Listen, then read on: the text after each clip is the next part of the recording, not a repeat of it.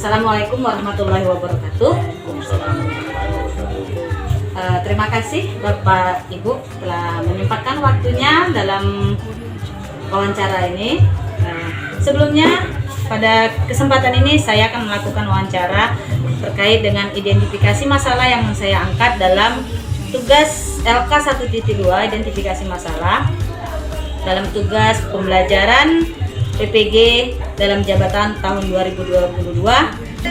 Pada kesempatan ini saya menghadirkan dua narasumber yang menurut saya cukup berkompeten di bidang pendidikan. Di sebelah kanan saya ini ada salah satu wakil guru di SD Negeri 7 Penukal ini bersama dengan Ibu Yuliantini SPD. Beliau ini adalah salah satu guru yang cukup senior di SD Negeri 7 Penukal ini, dan juga untuk kompetennya tidak diragukan lagi ya di SD Negeri 7 Penukal ini. Dan di sampingnya lagi beliau adalah kepala sekolah SD Negeri 7 Penukal, yaitu Bapak Edwin Hendrik SPD. Beliau juga seorang yang K3S, di sini menjabat sebagai K3S selain kepala sekolah di SD Negeri 7 Penukal. Beliau ini menurut saya sangat berkompeten di bidang pendidikan yang tidak diragukan lagi ya. Jadi makanya saya mengambil kesempatan wawancara ini dengan beliau berdua ini. Terima kasih Bapak Ibu atas kesempatannya yang diberikan kepada saya. Pada kesempatan ini kita santai aja ya Bu ya Bapak Ibu. Di sini saya mengangkat sesuai dengan observasi yang saya dapatkan mengajar di tahun-tahun sebelumnya. Kalau tahun ini baru masuk ya Pak, kita tahun ajaran baru. Jadi kompetensi siswa ini kita belum begitu mengenal ya untuk yang tahun ini. Tapi saya berdasarkan observasi di tahun yang sebelumnya itu melihat dari hasil ulangan siswa, ulangan harian, ulangan semester, itu hasil ulangannya ini sangat kecil sekali ya, jauh dari harapan kita sebagai seorang guru. Nah, di sini saya mengidentifikasinya itu hasil belajar siswa dan motivasi belajar siswa ini sangat rendah sekali. Nah, tentunya dari sini kita mengenal faktor-faktor penyebabnya. Sudah pasti sudah ada faktor penyebabnya. Yang pertama ada faktor internal dan faktor eksternal. Untuk faktor internal sendiri kan itu dari pribadi siswanya, ya. Kemudian kali ini kita akan membahas lebih ke faktor eksternalnya yang terjadi di lingkungan sekolah kita SD 7 Penukal ini. Untuk yang pertama mungkin saya lebih ke Pak Edwin. Ya. Sesuai dengan yang terjadi di sekolah kita ini, kira-kira penyebab utama yang menyebabkan siswa kita ini motivasi belajarnya ini sangat rendah Pak. Kira-kira apa yang benar-benar terjadi di lingkungan SD 7 Penukal ini?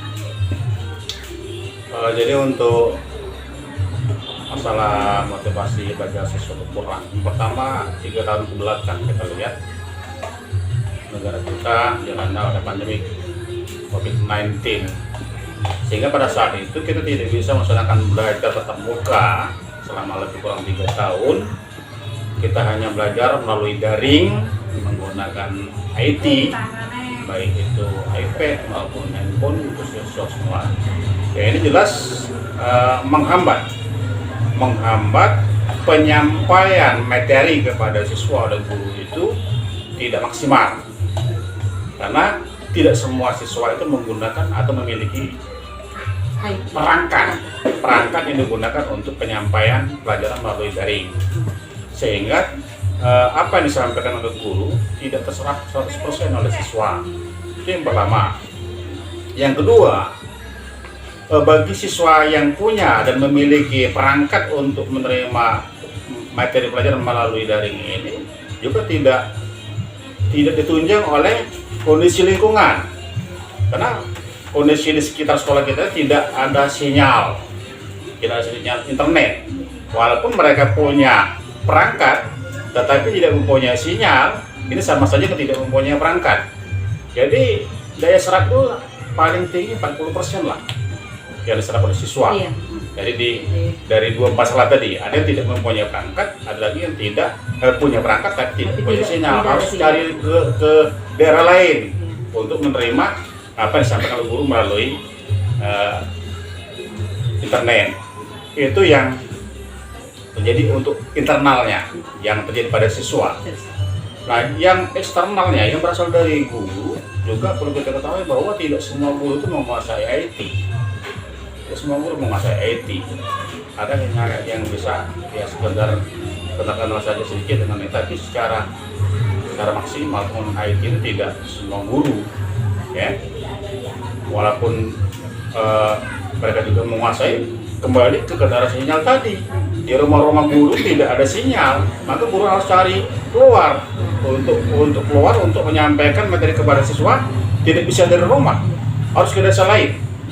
Ini juga salah satu yang menyebabkan sepertinya pembelajaran tidak optimal dan menimbulkan rasa malas ya, Iya. Ibu sendiri rasa malas oleh guru-guru Iya, benar. karena harus mengeluarkan tenaga dan waktu yang ekstra. Iya.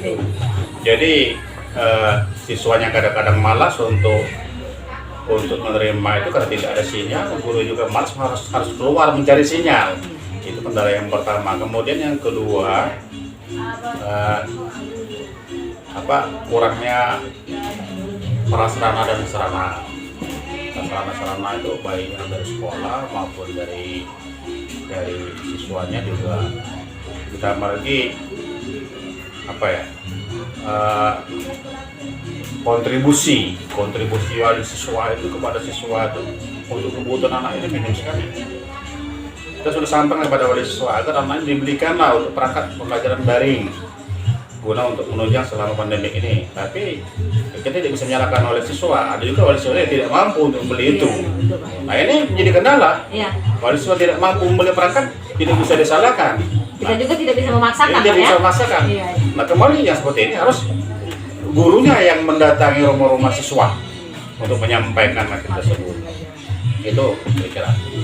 Itu untuk terkait pembelajaran pada masa pandemi. Alhamdulillah Pak ya, sekarang Ya. kita sudah boleh melakukan kegiatan pembelajaran melalui luring atau siswa datang ke sekolah. Tahun pertama Iya, pertama tahun setelah pertama. pandemi. Iya.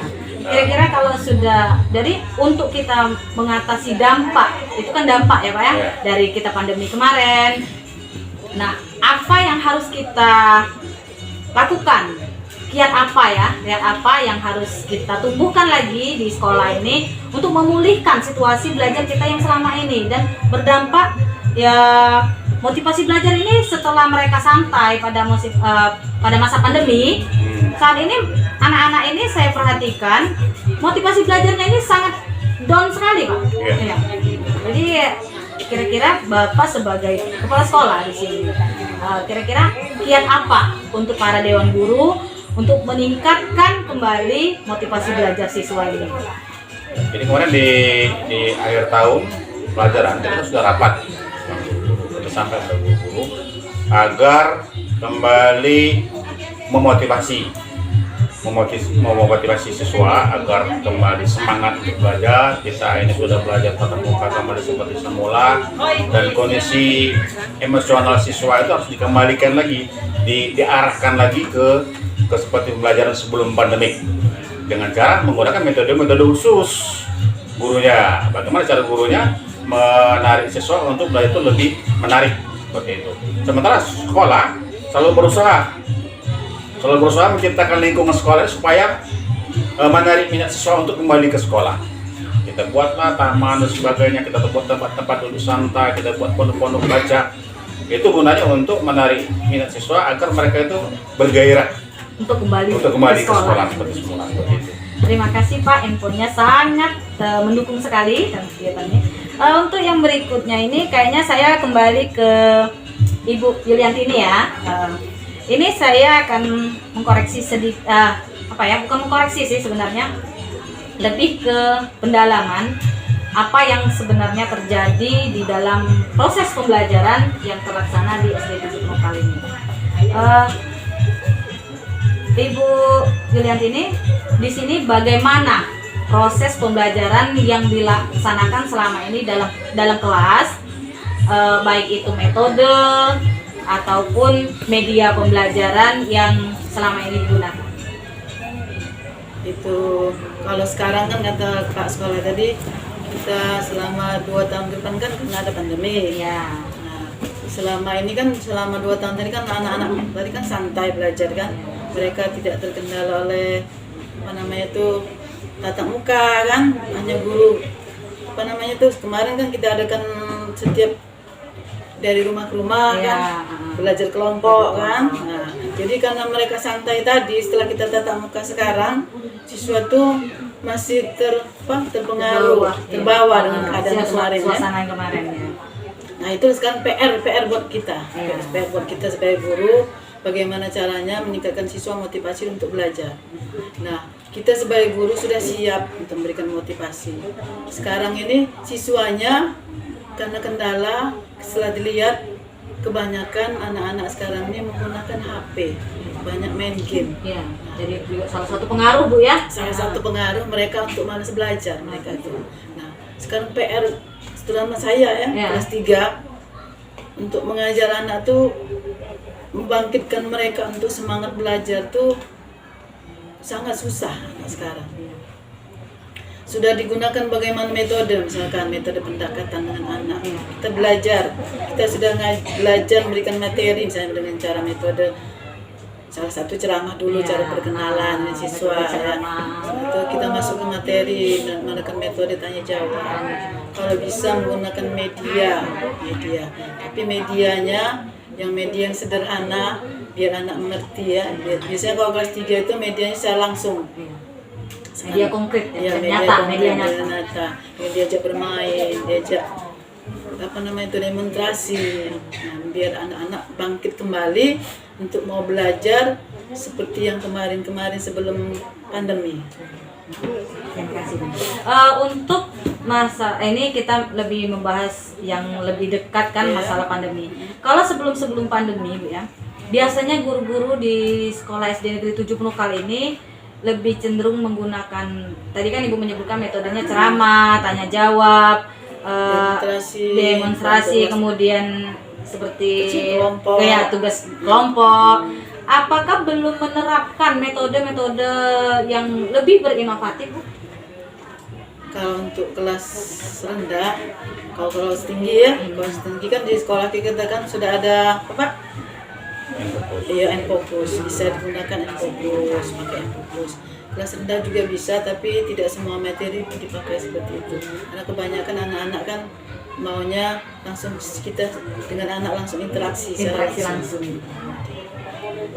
Terima kasih Bu untuk keterangan yang saya dapatkan pada kegiatan wawancara ini. Semoga banyak hal yang dapat saya gali, yang informasi-informasi yang saya dapatkan dari Dewan Guru dan juga Kepala Sekolah untuk menunjang kegiatan saya kali ini, yaitu wawancara mengenai identifikasi masalah. Jadi tadi dengan Bapak Kepala Sekolah sudah langsung 2 topik identifikasi masalahnya, baik itu masalah motivasi belajar sekaligus kurangnya pemanfaatan teknologi dalam pembelajaran tadi sudah dijawab sekaligus oleh Bapak Kepala Sekolah.